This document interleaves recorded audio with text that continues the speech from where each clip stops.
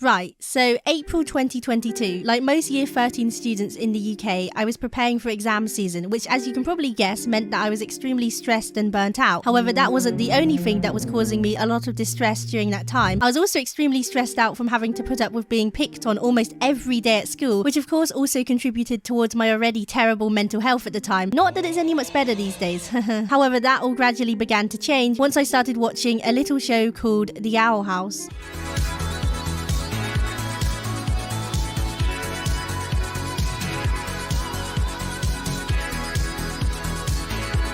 Hi!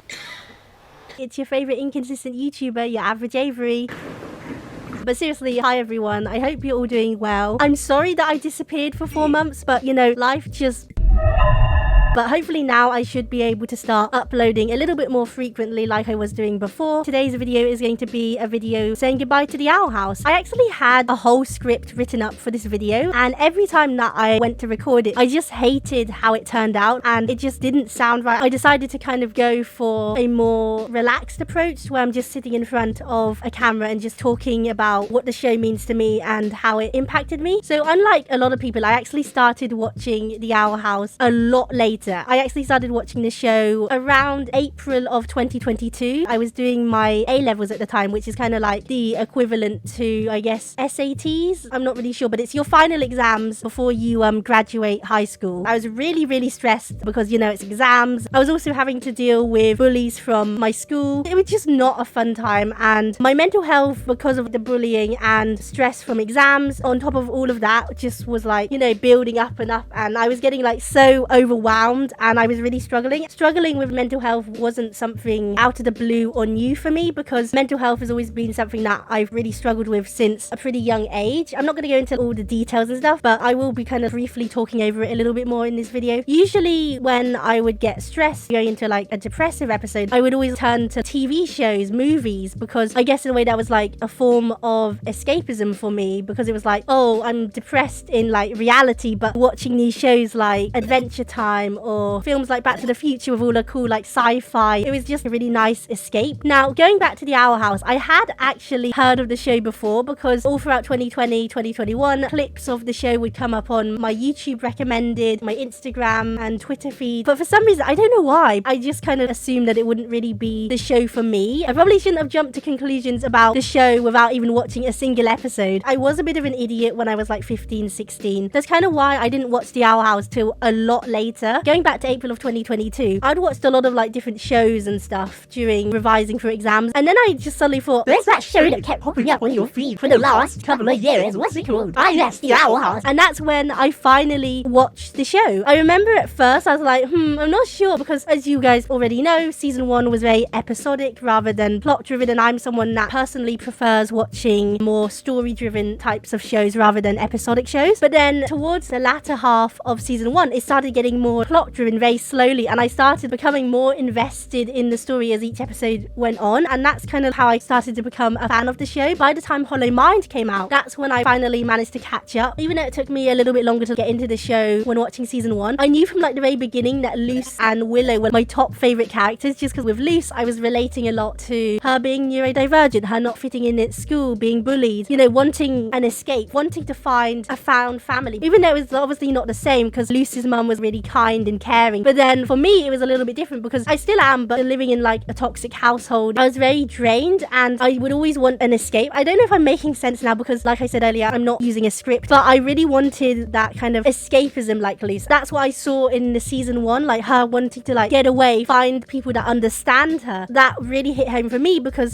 school, being bullied, being seen as a weirdo, that's one of the main sort of reasons, as well as the episodes becoming slightly more plot driven, was the characters. They were one of the main sort of reasons why I stayed watching the show. So then by the time that I'd finished watching the whole of season 1, I was a big fan of the show. I had also that bit of season 2 to catch up with, so that's when I started watching season 2, and then from there I became an even bigger fan of the show, because personally I think that season 2 is a lot better than season 1. There are amazing episodes in the first season, but season 2 just was like, let's take it up a notch. It was a lot more plot driven. There was more episodes exploring characters' backgrounds, family dynamics, and that's what I really loved about the show. show. By the time I'd caught up with the whole show, Hollow Mind was airing. It's weird because even though I started watching the show a lot later, I was actually really glad, even though I'd missed a lot of the like fandom stuff, I was able to at least be in the fandom for the last bit of season 2. Even though it was not a very long time, it was really fun because I was able to join in with a lot of the fandom stuff, even though I wasn't in the fandom that long. So I was able to understand some of the inside jokes, like, you know, Lego Ida, all of that sort of stuff. So that was really fun, and I was able to discuss with other fans about what their theories were for like the next week's episode. And it was so fun because going back to the stuff about mental health, for those of you that may have gone through depression or are going through it right now, you know that with it, your motivation just goes. Even though sometimes you may appear totally fine, like you're able to get up, go to school, go to work, interact with people fine, but on the inside, you're like really struggling, and you feel so isolated and you feel so alone and just numb. People often think that depression is just sadness, or when they think about it, they just think it's like someone crying, which it can be, but it's also feeling numb. With me, with school, I just got to the point where I was like so numb. I just had no motivation. I was struggling with a lot of different things, and what I was trying to say with being able to discuss theories and stuff, it gave me something to like do. It gave me like an escape because I could just turn my brain off and just think about Owl House theories. And speaking of like theories and stuff, that was also the point where I decided to start making Owl House content on my YouTube channel. For those of you that are slightly newer to the channel, I used to make Owl House crack edits, so there'd just be like 30 seconds long videos, and it would just be like silly edits. I'd be watching the episodes, and then after I'd watch the episodes every week, I'd just be like, oh,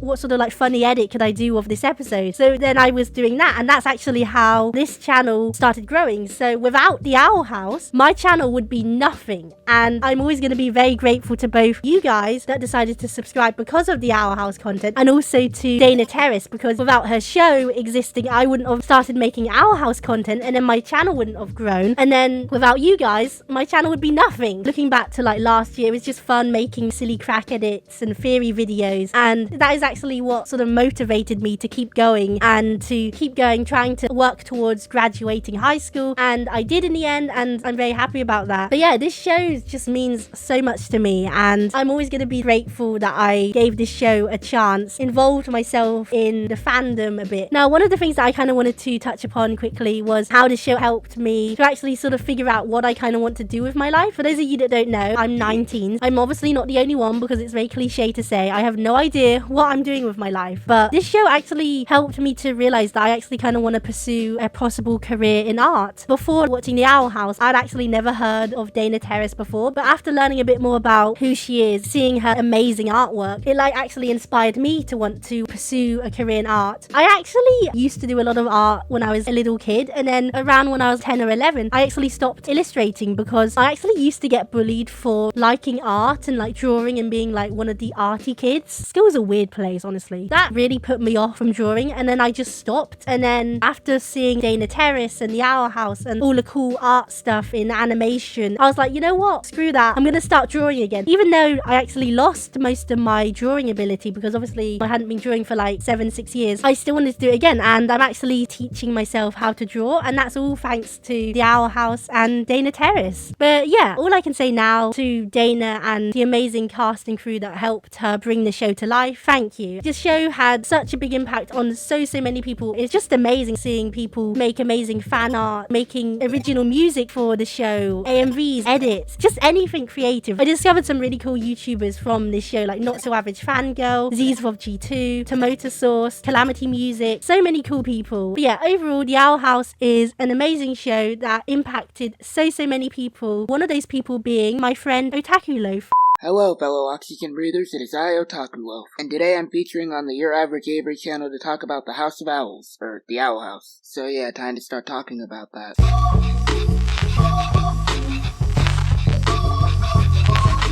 So recently I've been on somewhat of an Owl House kick after watching the finale, Watching and Dreaming, which aired on April the 8th, 2023. When I say people were hype, I mean it. And I was people. To be honest, I sort of fell off watching the show after around December 2021 due to a little known thing called high school. You heard me right. I had to miss out on one of the most goated shows of all time to write book reports. Despite that, I'd later find my interest in the show rekindled around fall 2022 when Thanks to Them dropped. It also dropped 3 days before my birthday. I now consider Thanks to Them to be a birthday gift from Dana Terrace to me me personally, and no one can tell me otherwise. I actually don't know what got me into the show to begin with. It was a mix of me seeing it in this video made by Veritas Joe back in early 2021, and me hearing whispers of its second season in the summer of that same year. That also prompted me to make this video, which I deleted because it is just so very bad. Now as for what made me want to keep watching the show was just how interesting it looked. From the colors to the backgrounds to the crisp animation, all of it grabbed my attention and wouldn't let go. Plus the relatability factor is also a contributing factor as to why I stuck with the show. I don't often find characters that I relate to, but when I do, I relate to them on 1,000,010 levels. Case in point being Luce, Willow, and Hunter. Starting with Luce, she's shown in the beginning to be this class weirdo, the oddball who never fits in anywhere and especially in a school setting. She's shown to struggle in school, but not because of laziness, but because she applies herself in a way that goes against the school system. School's designed to be standardized, meaning that those who are neurodivergent like Luce often get written off as being stupid, when they actually just need a little help. I myself am not neurodivergent, but I do indeed learn differently and have an interest in unorthodox things, which results in me applying myself in those areas and school subjects that genuinely interest me. I mean, come on, when's finding the subdivided square root triple deluxe multiple reciprocal of 7 squared gonna help me in life? That's right, it won't. Willow's kinda the same story, as she was frequently made fun of for her inability to perform magic properly, but that's simply because she didn't do well with abomination magic, and once she started using plant magic, she began to grow and get better. I don't know if anyone else sees it this way, but I see both Luce and Willow's struggles as a subtle jab at how school doesn't really train you to be an individual. It instead trains you to just be another face in the crowd, and those who are neurodivergent or otherwise don't fit in with the predetermined mold get shunned by the system and by the students and teachers that perpetuate it. I personally have a passion for history, languages, human relations, and stuff like that, but I struggle with math. It's not from a lack of trying, I just don't do well with certain subjects yet excel at others because I'm passionate about them. And like I said before, it's the same with Luce. We see that she wasn't being lazy, but rather just applies herself to things that actually interest her. And once she's in an environment and with people that allow her to be herself, she begins to thrive and get better for it. Hunter's kinda like that, but I see him as more of a case of him being indoctrinated into a certain way of thinking, but eventually breaks away from that with the help of Luce and the gang. Like Amity said, you just have to let yourself meet the right people. This main through line of these characters meeting the right people who will accept them is something that I relate to a lot. I'm often pegged as the class weirdo, the oddball, or the black sheep, when in reality I just do things my own way. Overall, I'd give the Owl House a solid 10 out of 10. Everything from the animation to the stories to the characters to the themes and everything in between made it one of the best animated series I've seen thus far. Thanks, Dan and Terrence, for what you and your passionate team have managed to make, and thanks for building such a great and loving community too. In the future, I'll be rewatching the Owl House to cope with the fact that it ended and probably dream of it too. I hope you guys see what I did there. And thanks to Avery for letting me be in this video. I probably rambled for way too long, but I hope I got my point across. Back to you and bye for now.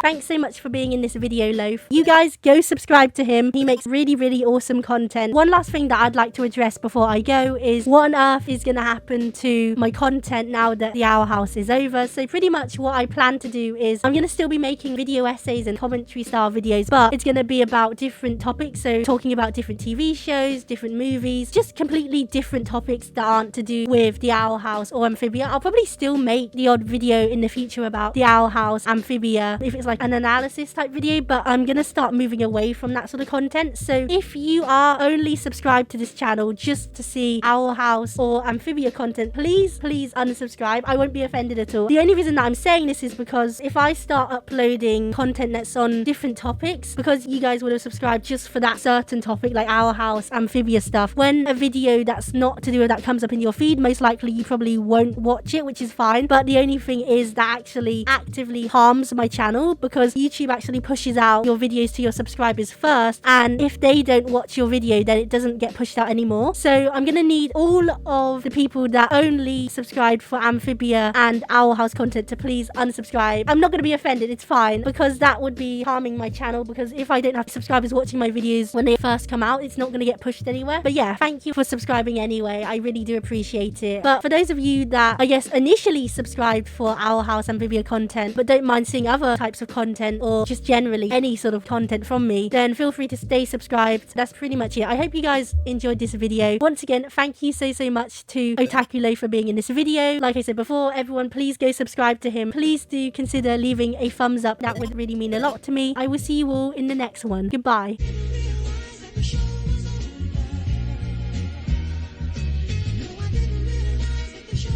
When the Titan had finally passed on, so did the powers of the glyphs. I had learned the Titan's language, but now I had no one to speak it to. It had helped me find my place when I had no other way. In my heart, I'll never forget it.